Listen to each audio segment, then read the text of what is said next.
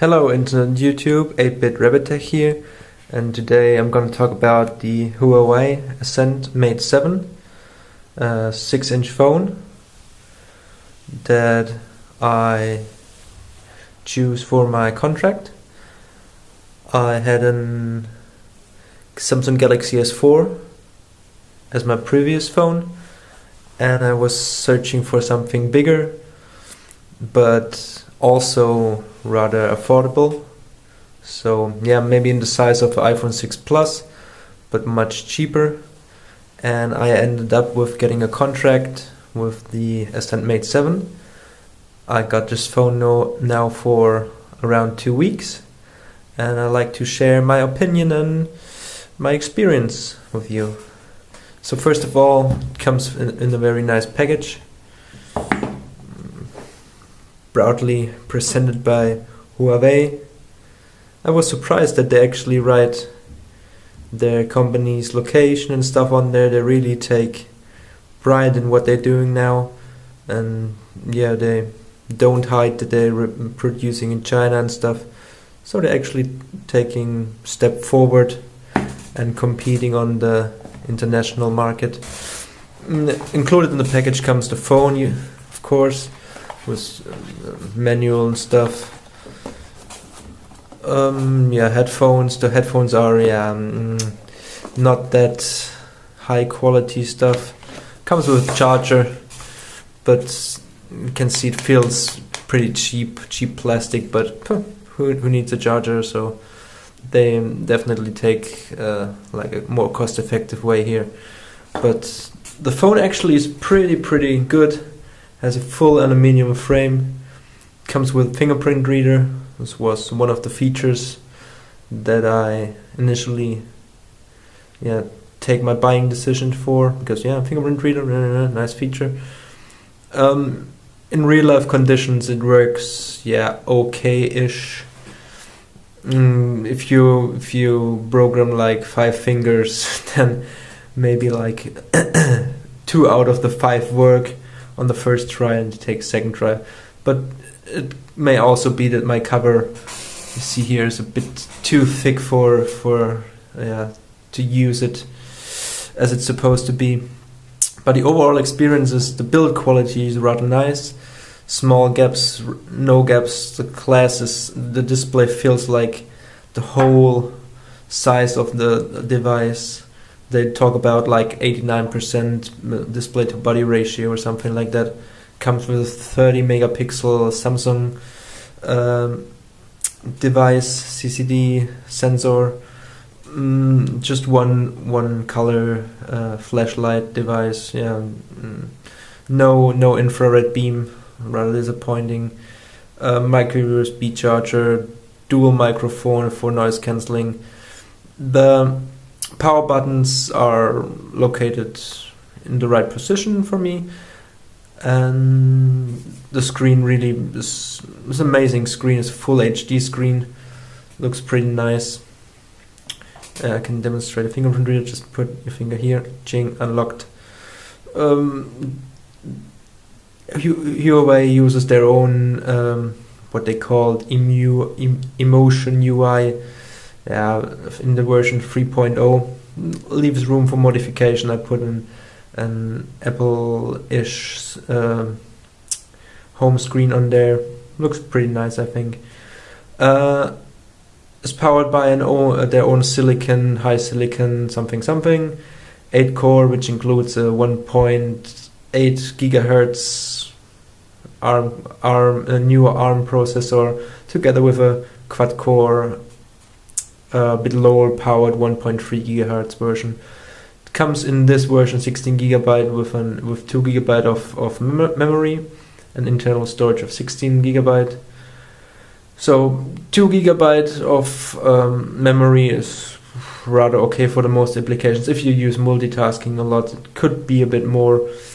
So you maybe choose for the 3 gigabyte version.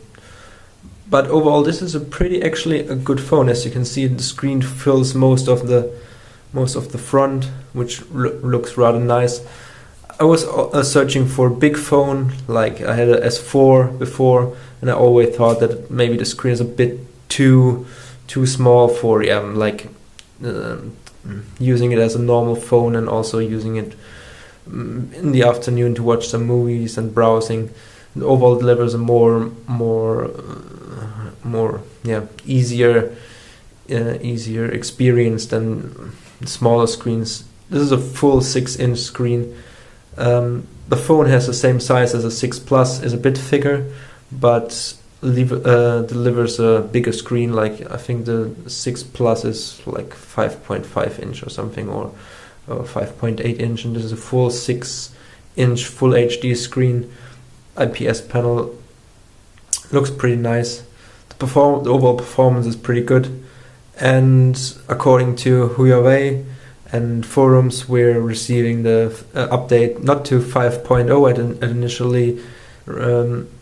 initially said, but also but then the update to 5.1 directly. So Android 5.1 over with the next update over the air. So this makes Huawei is always a bit late with their updates, but nice touch that they give us the 5.1 update.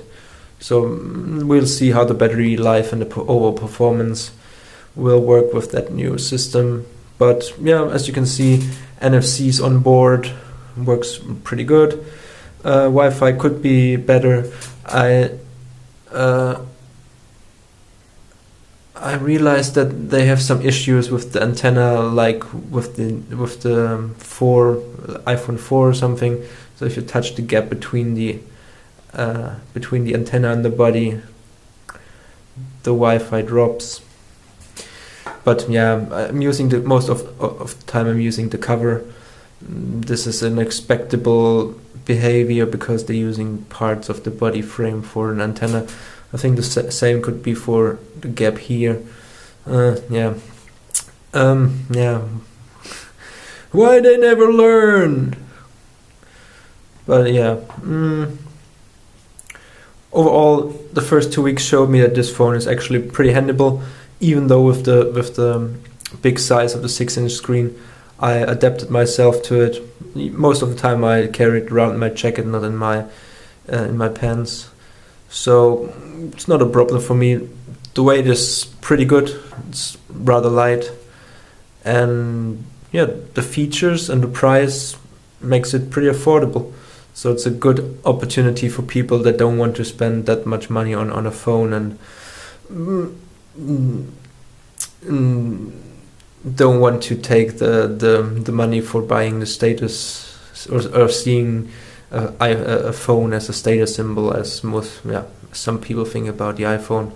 This is actually pretty good Chinese phone. Huawei has experience in building phones, and yeah, you definitely see that back in this phone. It's perfect. There's nothing wrong with that. The performance is okay, screen is okay, has all the features I wanted from a phone, maybe except for the IR blaster. But maybe you can then go for the Honor, which is a subdivision of Huawei, and they're producing the Honor 6, which has more memory capabilities. I think 3 GB and an infrared blaster on the top. If you like that, this is the IR blaster is one of the features I'm missing. But for the big screen and overall good phone, I take this downside. Yeah, this was my experience. I hope you enjoyed this video. Please give thumbs up if you like it. And yeah, beware of Huawei. They're coming into the market. And they really learned from their past models. They're improving pretty fast and they're building really nice and good phones. I didn't expect that, so I'm positively surprised. So thank you very much, and stay tuned for next videos.